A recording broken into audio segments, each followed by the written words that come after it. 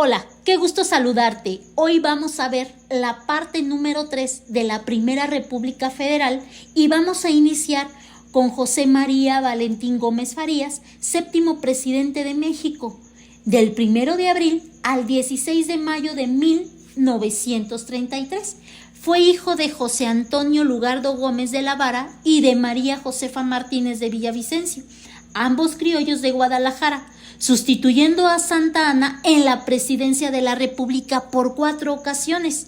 Él fue médico y político mexicano. Valentín Gómez Farías fue una figura clave en la historia de México durante el siglo XIX, especialmente entre 1833 y 1834.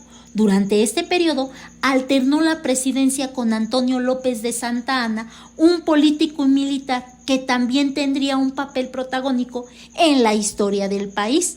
Te menciono las fechas de sus interinatos: del 1 de abril al 16 de mayo, del 3 al 18 de junio, del 5 de julio al 27 de octubre de 1833 y del 16 de diciembre de 1833 al 24 de abril de 1834. Gómez Farías se destacó por su deseo de modernizar a México y reducir el poder de la Iglesia en los asuntos del Estado. Esto lo llevó a promover una serie de reformas conocidas como la Primera Reforma. Estas reformas incluían la nacionalización de bienes eclesiásticos, la libertad de cultos y la creación de un sistema educativo laico, es decir, que no estuviera bajo el control de la Iglesia. La situación política de México en ese tiempo era tensa y caótica. El país estaba en medio de conflictos internos y la influencia de la Iglesia en la vida civil era muy fuerte. Muchos sectores de la sociedad, especialmente los conservadores, se opusieron a las reformas de Gómez Farías, argumentando que debilitaban la moral y la unidad del país. A pesar de la resistencia, Gómez Farías logró implementar algunas de sus propuestas durante su mandato. Sin embargo, su tiempo en el poder fue breve. En 1834 perdió el apoyo de Santa Anna y otros políticos, lo que lo llevó a su destitución. Tras esto, continuó participando en la vida política, pero sus intentos de reformas enfrentaron constantes obstáculos. Gómez Farías regresó a la presidencia en otras ocasiones a lo largo de la década de 1830, pero nunca logró consolidar sus reformas de manera permanente. Su legado es el precursor de la lucha por un México más secular y moderno, aunque su visión se enfrentó a la resistencia de fuerzas conservadoras que defendían la supremacía de la Iglesia. En resumen, Gómez Farías es recordado por sus esfuerzos en la Primera Reforma, que buscaba transformar la estructura del poder en México, y aunque enfrentó muchas dificultades, su influencia ayudó a sentar las bases para un México más laico en el futuro.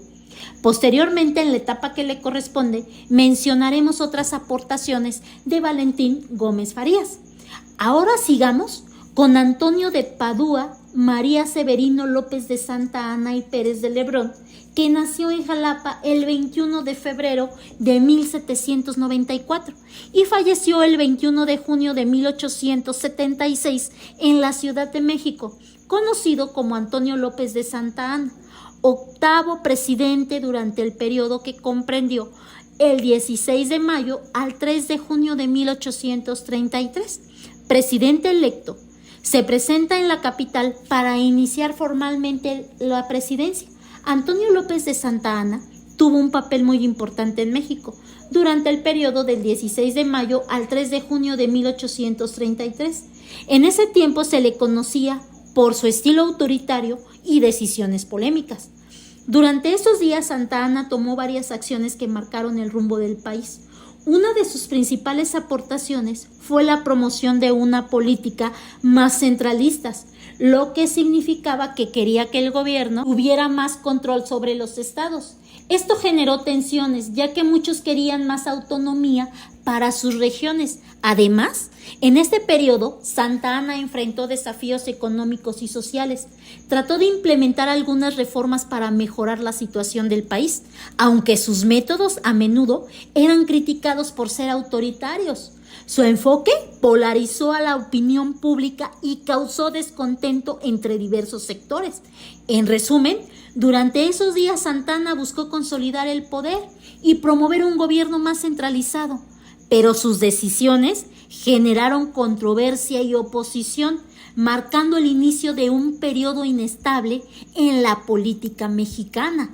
Además, Antonio López de Santa Anna es una figura controvertida en la historia de México, con un mandato presidencial que se ha contado de diferentes maneras. Mientras que algunos textos afirman que ocupó la presidencia en 11 ocasiones, el Instituto Nacional de Estudios Históricos de las Revoluciones de México, el INER, sostiene que solo fueron 6. Esta discrepancia se debe a que a lo largo de su carrera, Santa Anna solicitó múltiples licencias, lo que complicó el conteo. Su primer periodo oficial fue de 1833 a 1837. Durante ese tiempo pidió 4 licencias en su primer año, lo que junto a interinatos de otros líderes le permitió regresar a la presidencia varias veces. Después tuvo más mandatos en 1839, 1841 y 1843, siempre en circunstancias inestables y apoyadas por grupos políticos que derrocaban a gobiernos establecidos. Bajo un nuevo marco legal, en 1844 fue electo nuevamente y durante la invasión de Estados Unidos pidió 2 licencias. En 1847 para liderar al ejército, regresando al cargo en esas ocasiones. Su último periodo, el 11º, fue de 1853 a 1855, cuando se autoproclamó dictador vitalicio. Los mandatos que no corresponden a la Primera República Federal los veremos posteriormente. A lo largo de su carrera, Santa Anna fue visto como un político ambiguo, moviéndose entre diferentes fracciones, ya fueran realistas, republicanos o liberales. Además, tuvo roles como gobernador de Yucatán y Veracruz. Su historia refleja la tumultuosa política de México del siglo XIX. Ahora continuemos con José María Valentín Gómez Farías del Partido Liberal. Él tuvo su segundo mandato del 3 al 18 de junio de 1833. Con el cargo de presidente interino, debido a que Antonio López de Santa Anna, el presidente en funciones, se retiró a su hacienda en Veracruz, alegando problemas de salud. Farías ya había sido presidente en otras ocasiones y era conocido por sus ideas liberales. Su gobierno interino fue un momento de tensión política, ya que el país se enfrentaba a muchos desafíos como conflictos entre conservadores y liberales. Una de sus contribuciones más destacadas de Farías en este periodo fue su intento de implementar reformas que promovieran la educación y la separación de la Iglesia y el Estado, aunque su mandato fue demasiado corto para hacer cambios significativos. El 18 de junio de 1833, Santa Anna regresó al poder y Farías dejó el cargo. Este periodo es un ejemplo de las luchas políticas de la época y el conflicto entre diferentes visiones para el futuro de México. Ahora continuemos con Antonio de Padua María Severino López de Santa Anna y Pérez de Lebrón, conocido como Antonio López de Santa Anna. Teniendo su segundo mandato, presidente titular, reasumió la presidencia al término de su licencia del 18 de junio al 5 de julio de 1833. Él pertenecía al Partido Liberal. Durante su segundo mandato, Santa Anna intentó estabilizar el país. Se centró en modernizar el ejército y establecer una mayor centralización del poder. Sin embargo, sus decisiones fueron polémicas. Implementó medidas que favorecían a la élite y al mismo tiempo desatendió las demandas de las clases más bajas, lo que provocó descontento. Un aspecto clave de este periodo fue la creciente tensión entre las regiones, especialmente entre el centro y el norte, donde muchas comunidades comenzaron a exigir más autonomía. Esta insatisfacción sería un factor que marcaría su posterior caída. En conclusión, podemos decir que el regreso de Santa Anna a la presidencia en 1833 estuvo marcado por la inestabilidad y la lucha entre diferentes ideologías políticas. Sus intentos de centralizar el poder y modernizar el país generaron tanto apoyos como rechazos. Este periodo es fundamental para entender los conflictos que seguirían en la historia de México, ya que sentó las bases de las tensiones que culminarían en eventos significativos como la guerra con Texas. Ahora sigamos con José María Valentín Gómez Farías del Partido Liberal en su tercer mandato, que lo ocupó del 5 de julio al 15 de diciembre de 1833, debido a la nueva licencia del Congreso otorgada a Santa Anna. José María Valentín Gómez Farías, destacado líder del Partido Liberal, dándose en un contexto de inestabilidad política nuevamente, ya que Santa Anna, quien era el presidente electo, tuvo que dejar el cargo temporalmente. Durante este periodo, Gómez Farías se enfocó en implementar reformas liberales que buscaban modernizar el país y reducir el poder de la Iglesia y el ejército. Una de sus principales aportaciones fue la promoción de la educación laica. Propuso que las escuelas fueran administradas por el Estado y no por la Iglesia, lo que significaba un paso hacia un futuro más secular y educativo. Además, trató de limitar el poder de la Iglesia, promoviendo leyes que restringían sus influencias en la vida política y social. Esto provocó tensiones con los sectores conservadores que veían estas reformas como un ataque a sus intereses. Gómez Farías también intentó mejorar la administración pública y fortalecer el gobierno central, buscando un México más unido y eficiente. Aunque su tiempo en el poder fue breve, su compromiso con las ideas liberales dejó huella en el desarrollo del país, sentando las bases para futuros movimientos que buscarían establecer un México más democrático y menos dominado por las fuerzas tradicionales. Su liderazgo durante este periodo ilustra las luchas internas del país y las tensiones entre liberales y conservadores que marcarían gran parte del siglo XIX. Ahora continuemos con Antonio de Padua, María Severino López de Santa Anna y Pérez de Lebrón, conocido como Antonio López de Santa Anna. Teniendo su tercer mandato como presidente titular, reasumió la presidencia, perteneciente al Partido Liberal. Durante su tercer mandato, que abarcó del 27 de octubre al 15 de diciembre de 1833, enfrentó un periodo lleno de desafíos y cambios en México.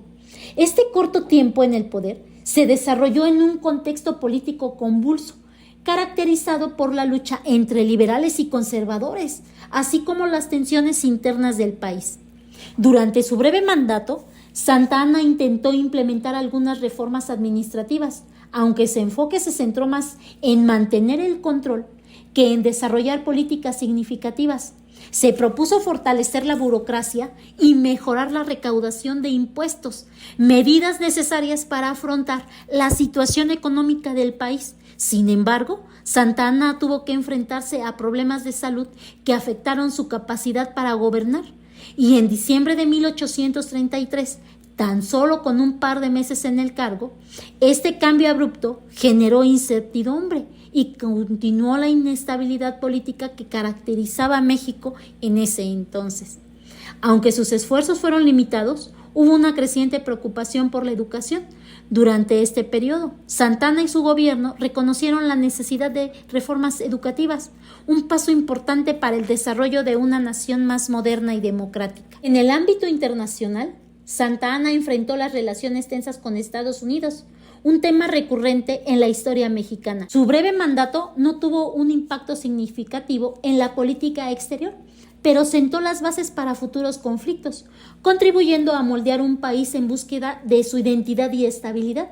La historia de este periodo es un reflejo de la lucha constante por el poder y la dirección del país, temas que seguirán siendo relevantes en la política mexicana por mucho tiempo. Ahora continuemos nuevamente con José María Valentín Gómez Farías del Partido Liberal, que obtiene su cuarto mandato del 16 de diciembre de 1833 al 24 de abril de 1834.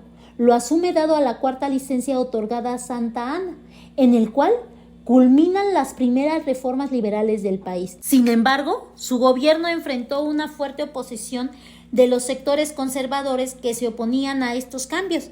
En abril de 1834, una rebelión conservadora estalló en el país y sorprendentemente Santa Anna, quien había vuelto, decidió apoyar a los rebeldes.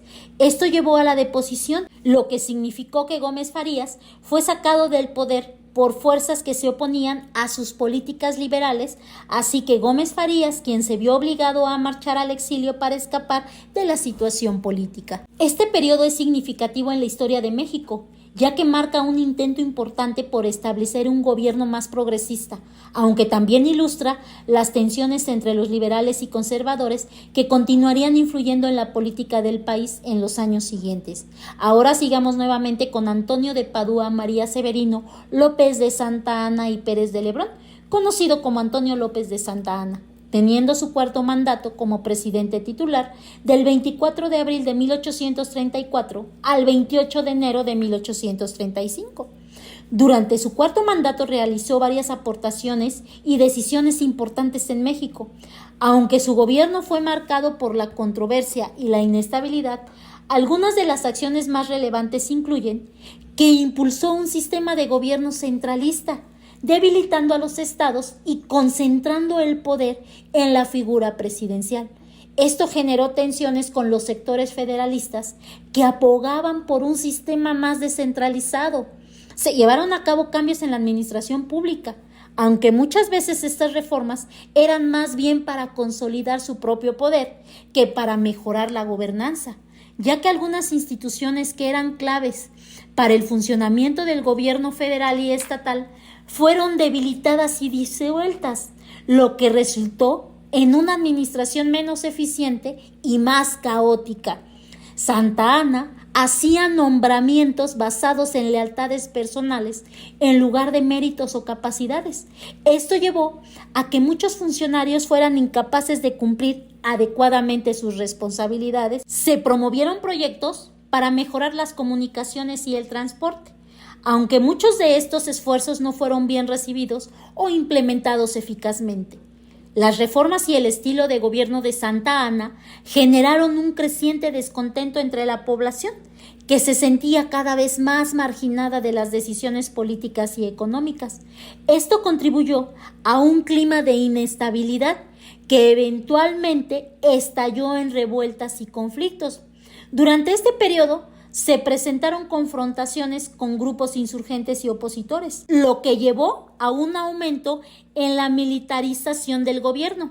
Aunque su gobierno trató de estabilizar el país, la centralización del poder y los conflictos internos sentaron las bases para los futuros descontentos que culminarían en la Revolución de Texas y otros conflictos en los años siguientes. Ahora continuemos con Miguel Francisco Barragán y Ortiz de Zárate, político y militar mexicano, noveno presidente de México del 28 de enero de 1835 al 27 de febrero de 1836. Él pertenecía al Partido Conservador. Presidente interino, es nombrado para cubrir la nueva licencia de Santa Anna. El 23 de octubre de 1835 se instauró el régimen centralista, por lo que durante su corto mandato como presidente de México se enfrentó a uno de los periodos más inestables de la historia del país.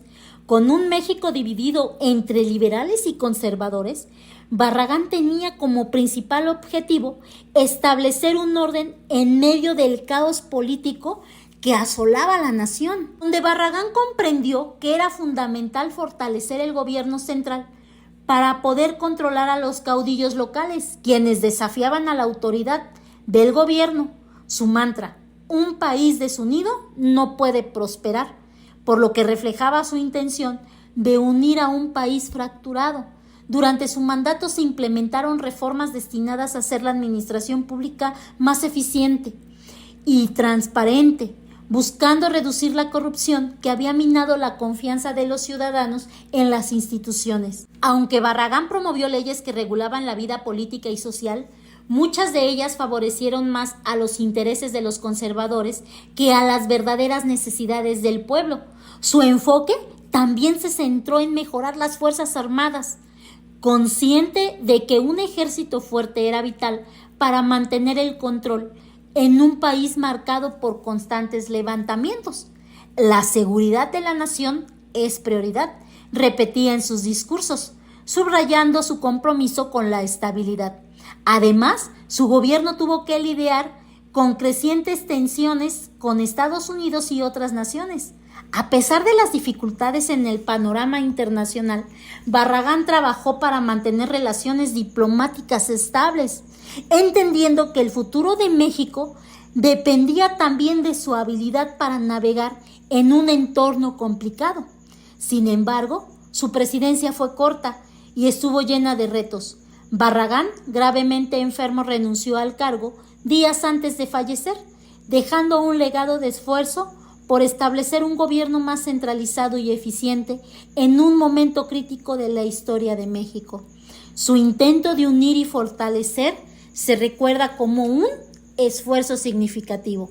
En relación al contexto de México del siglo XIX, dos corrientes políticas principales que mencionamos en esta primera República Federal, que son el Partido Liberal y el Partido Conservador, definieron el rumbo del país tras la independencia.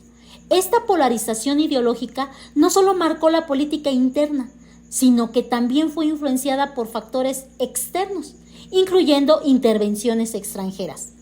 El Partido Liberal surgió como una fuerza que buscaba transformar a México en una nación más democrática y justa.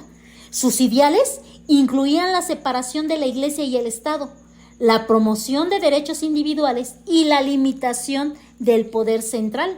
Los liberales, que contaban con el apoyo de sectores más progresistas de la sociedad, abogaron por reformas significativas que buscaban modernizar el país y hacerlo más inclusivo. Por otro lado, el Partido Conservador defendía un modelo de república centralista y mantenía un estrecho vínculo con la Iglesia Católica. Este partido veía en la religión un pilar fundamental para la cohesión social y política, y su enfoque se centraba en preservar tradiciones y estructuras del poder que favorecían un orden más jerárquico. Sin embargo, en este complejo entramado político, los masones yorquinos jugaron un papel crucial. Esta corriente masónica, que se originó en la tradición de la masonería yorquina, fue fundamental para la difusión de ideales liberales en México del siglo XIX. Los masones yorquinos promovían valores como la libertad, la igualdad y la soberanía popular, y se comprometían a limitar el poder de la Iglesia en los asuntos del Estado. Establecidos en México a principios del siglo XIX, los masones yorquinos se convirtieron en un contrapeso importante frente a las ideas conservadoras. Su participación en la política se hizo evidente en 1833, cuando empezaron a influir en la promulgación de las reformas que buscaban una modernización del país, como la educación laica y la creación de un sistema más democrático. La logia yorquina abogó por un México donde el poder civil prevaleciera sobre la influencia religiosa, proponiendo un marco de gobernanza más secular y participativo. Esta lucha ideológica entre liberales y conservadores y masones yorquinos no solo configuró el contexto político de la época, sino que también dejó huella duradera en la historia contemporánea del país, factor determinante en la evolución política de México y sentando las bases para un desarrollo más democrático y moderno. Por lo que podemos decir que la Primera República Federal de México se caracterizó por la inestabilidad política, con múltiples presidentes en un corto periodo, lo que llevó a un debilitamiento de la autoridad federal y a luchas constantes entre liberales y conservadores. Estos conflictos culminaron en la transformación del sistema de gobierno hacia el centralismo, limitando las libertades y la autonomía de los estados. Esta época es fundamental para entender la evolución política de México y los desafíos que enfrentó en su camino hacia la consolidación como una nación independiente. Y por lo pronto, esperando que la información te haya sido interesante y de utilidad, Gemashiach se despide de ti. Te invita a que te suscribas para que puedas seguir haciendo más cápsulas del conocimiento como esta. Hasta pronto.